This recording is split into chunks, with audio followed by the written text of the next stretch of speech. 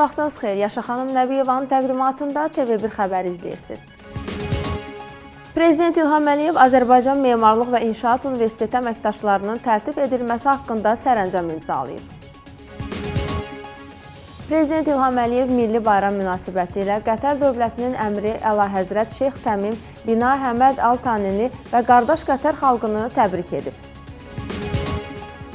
Prezident İlham Əliyevin Birləşmiş Ərəb Əmirliklərinə səfəri ölkə mediasında geniş işıqlandırılıb. Media orqanları səfərin ikitərəfli münasibətlərin inkişafı baxımından əhəmiyyətinə diqqət çəkiblər. Prezident İlham Əliyevin Birləşmiş Ərəb Əmirliklərinə səfəri ölkə mediasında geniş işıqlandırılıb. Media orqanları səfərin ikitərəfli münasibətlərin inkişafı baxımından əhəmiyyətinə diqqət çəkiblər. Energetika naziri Pərviz Şahbazovun sədrliyi Nazirliyin struktur bölmələri və tabeli qurumlarının nümayəndələrinin iştirakı ilə növbəti kollegiya iclası keçirilib. Kollegiya sədri Azərbaycan Respublikasının Prezidenti İlham Əliyevin sərəncamı ilə təsdiq edilmiş Azərbaycan Respublikasının 2022-2026-cı illərdə sosial-iqtisadi inkişaf strategiyasına müvafiq olaraq ölkəmizdə ardıcıl şəkildə həyata keçirilən tədbirlərin sosial-iqtisadi inkişafı yeni səviyyəyə çatdırıldığını vurğulayıb. Bu istiqamətdə Energetika Nazirliyinin əsas icraçısı olduğu yaşıl enerji məkanı sahəsində əldə edilmiş nəticələri qeyd edib. Euronews telekanalında regionun əhəmiyyətli rəqəmsal bağlantı layihəsi olan Transxəzər fiber optik kabel xətti haqqında xüsusi veriliş yayımlanıb. Azərbaycan Diary, yəni Azərbaycan gündəliyi verilişinin buraxılışında bildirilib ki, rəqəmsal İpək yolu təşəbbüsünün mühüm komponenti olan layihə Xəzər dənizinin dibi ilə ilk fiber optik infrastrukturun yaradılmasını nəzərdə tutur. Verilişdə həmçinin layihənin əsas texniki göstəriciləri barədə detallı məlumatlar təqdim olunub. Qeyd edilib ki, tikintisi 2026-cı ilin sonuna dek tamamlanması gözlənilən kabel xətti regionda texnoloji asıllığın azalmasına, rəqəmsal xidmətlərin çeşidinin genişlənməsinə və ölkələr, bizneslər, icmalar üçün yeni imkanların yaranmasına şərait yaradacaq. İllər boyu həsrətlə yolunu gözlədiyi doğma sakinlərini qarşılamağa hazırlaşan Qubadlı rayonunun Zilanlı kəndi yenidən dirçəlir. Böyük qayıdış proqramı çərçivəsində həyata keçirilən geniş miqyaslı quruculuq işləri nəticəsində Zilanlı yaxın gələcəkdə öz sakinlərinə qucaq açacaq. Müasir infrastruktur, rahat yaşayış şəraiti və dayanıqlı enerji həlləri ilə qurulan kənd keçmişdə yarım qalan xatirələrin yenidən gerçəkləşəcəyi yaşayış məkanına çevrilib. Kənddə tikinti işləri sürətlə davam etdirilir. Hazırda evlərdə daxili mühəndis kommunikasiya və bəzək işləri davam edir. Fərdi yaşayış evlərində kombi istilik sistemi quraşdırılır. Kənd Həkəri çayının sahilində yerləşdiyindən burada çay daşqınlarının, yağış sularının idarə edilməsi üzrə layihələndirmə işləri tamamlanıb. Kəndə sakinlərin köçü gələn il həyata keçiriləcək deyə şöbə müdiri bildirib. Qeyd edək ki, Qubadlı rayonunun Zilanlı kəndi Vətən müharibəsində 2020-ci il oktyabrın 23-də işğaldan azad olunub. Azərbaycandan Ermənistana göndərilən neft məhsullarının ilk partiyası Bakı yük stansiyasından Biləcəri stansiyasına çatdırılıb və oradan Böyük Kəsik stansiyası istiqamətində hərəkətə başlayıb. TV1 xəbər verir ki, 22 vaqona yüklənmiş ümumilikdə 1220 ton AI-95 markalı avtomobil yanacağı Azərbaycan Dəmir Yolları Qapalı Səhmdar Cəmiyyətinin yük qatarı ilə axşam saatlarında Ağstafa rayonunda yerləşən Böyük Kəsik stansiyasına çatdırılacaq.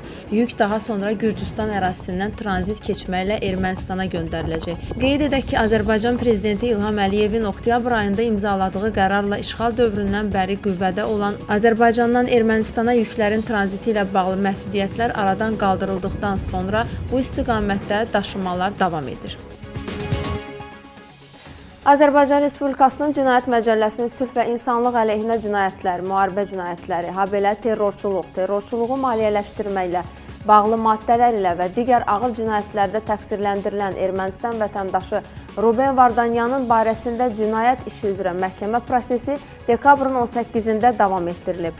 Bakı Hərbi Məhkəməsində keçirilən məhkəmə iclasında dövlət ittihamını müdafiə edən prokuror çıxış edib. Prokuror çıxışında Ruben Vardanyanın ömürlük azadlıqdan məhrum edilməsini təklif edib. Bakıda ilk dəfə nəqliyyat axınının fasiləsiz hərəkətinə şərait yaradan ağıllı işıqforlar quraşdırılıb. Məlumatda qeyd olunur ki, bu məqsəddə iki xarici ölkənin mütəxəssisləri birlikdə pilot layihəyə start verib. İlkin olaraq paytaxtın Binəqədi rayon Azadlıq prospekti ilə Cəfərxandan Məsud Davudoğlu küçələrinin kəsişməsində 115 nömrəli tam orta məktəbin qarşısında, həmçinin Cəfərxandan küçəsi ilə Əhməd Rəcəbli, Anar Şükürov, İbrahim Paşa Dadaşov, Şövkət Məmmədova və Əlişir Nəvai küçələrinin kəsişməsində quraşdırılan belə işıqforlar sınaq müddətində işə salınıb. Belə ki, ağıllı işıqforlar yol üzərində yerləşdirilən sensorlar, kameralar və bəzən radarlar vasitəsilə hərəkət intensivliyini ölçür. Toplanan məlumat mərkəzi idarəetmə proqramına ötürülür və həmin proqram real vaxt rejimində hansı istiqamətdə işıqforun yaşıl işığının müddətinin artıb azalması ilə bağlı qərar verir. Ənənəvi işıqforlar sabit qrafiklə işləyir, adaptiv sistem isə daim dəyişən vəziyyətə uyğunlaşır. Pik saatlarda nəqliyyat axını sürətlə artır.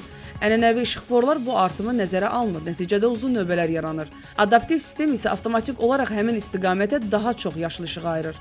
Qəza halında və ya yol bağlandıqda isə sistem dərhal vəziyyəti analiz edir, istiqamətlərin prioritetini dəyişir və yükün balanslaşdırılmasına şərait yaradır. Fövqəladə Hallar Nazirliyi Yeni il bayramı ilə əlaqədar yanğın təhlükəsizliyinə dair əhaliyə müraciət edib.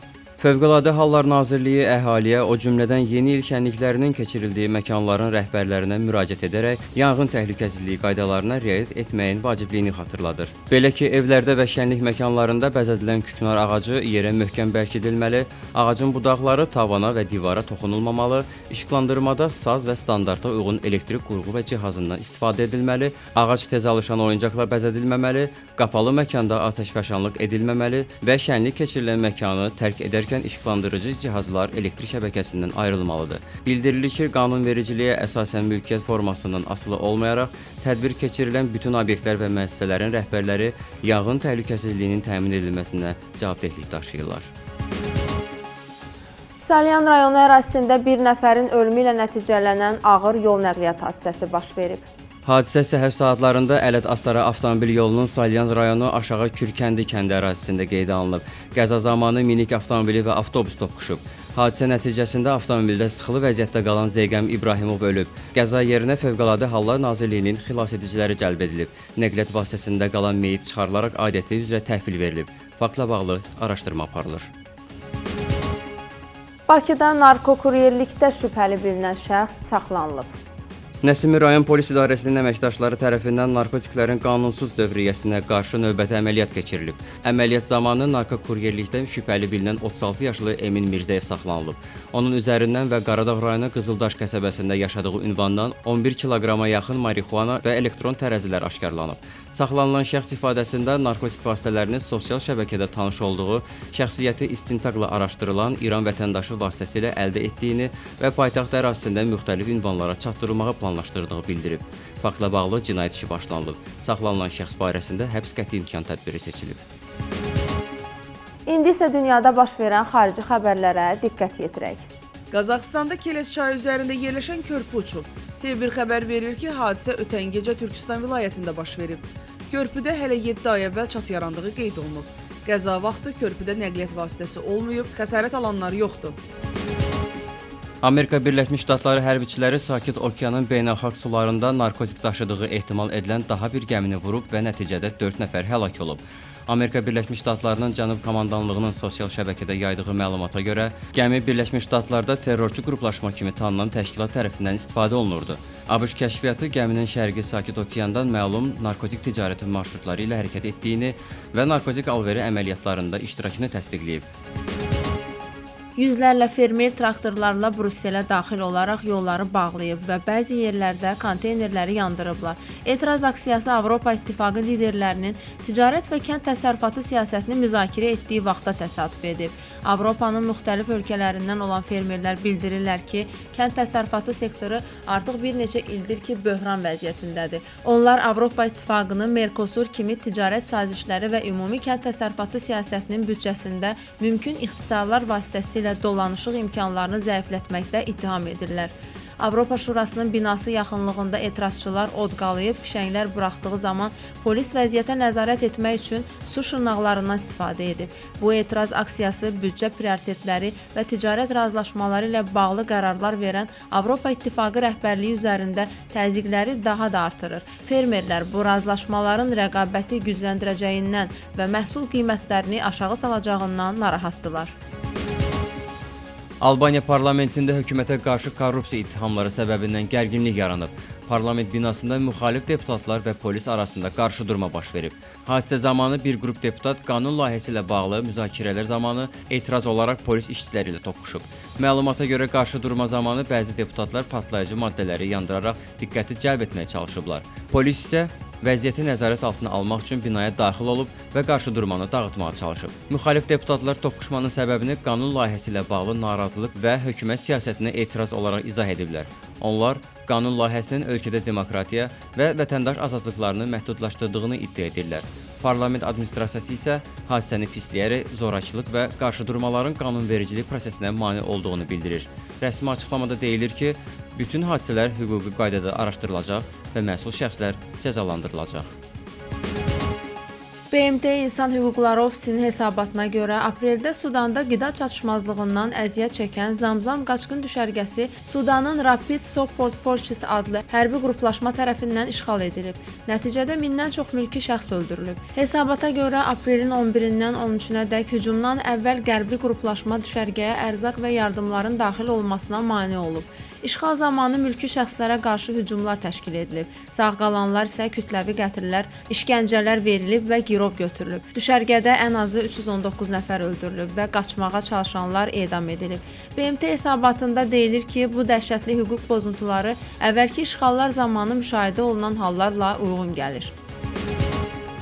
Çinin Jilin əyalətinin Çançun şəhərində 9-cu beynəlxalq qar və buz turizm sənayesi sərgisi açılıb. Yeni buz və qar istehlakı ortaq gələcək devizi altında təşkil olunan sərgidə qış turizminə aid geyimlər, avadanlıqlar, avtomobil və digər texnika nümayiş olunub. Sərginin keçirilməsində məqsəd bu sahədə təcrübə mübadiləsi qurmaq, qarbuz sənayesində ölkələr arasında əməkdaşlığı genişləndirməkdir.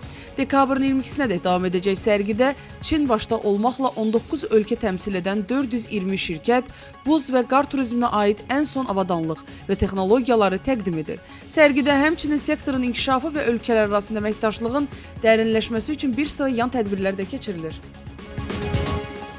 Qarabağın turizm potensialı ilə seçilən güşələrindən biri də Ağdərə rayonunun Suqovuşan kəndidir. Kənd Murovdağ silsiləsində təyində Tərtər çayının sahilində yerləşir. 1976-cı ildə istismara verilən su anbarı Suqovuşanın təbiətinə xüsusi gözəllik qatıb. Bura ilin bütün fəsillərində əsrarəngiz təbiət mənzərələri ilə diqqət çəkir. İşğaldan azad edildikdən sonra Suqovuşanda geniş abadlıq və bərpa işləri həyata keçirilib. Su anbarının ətrafında yeni istirahət parkı salınıb. Park bugün həm yerli sakinlərin, həm də turistlərin üz tutduqları sevimli məkana çevrilib. Sahil boyu gəzinti cığırları, oturacaqlar, söhbətgahlar, uşaqlar üçün şənlik dolu oyun meydançaları və idman qurğuları buraya üz tutan hər kəs üçün müxtəlif istirahət imkanları yaradır.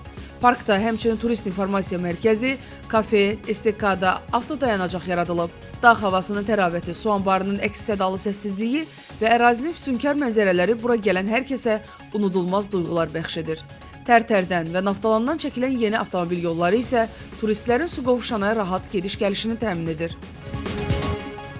Bakı şəhərinin 2026-cı il üçün dünyanın idman paytaxtı elan olunması münasibəti ilə Dünya İdman Paytaxtları xatirə lövhəsinin rəsmi təqdim etmə mərasimi keçirilib.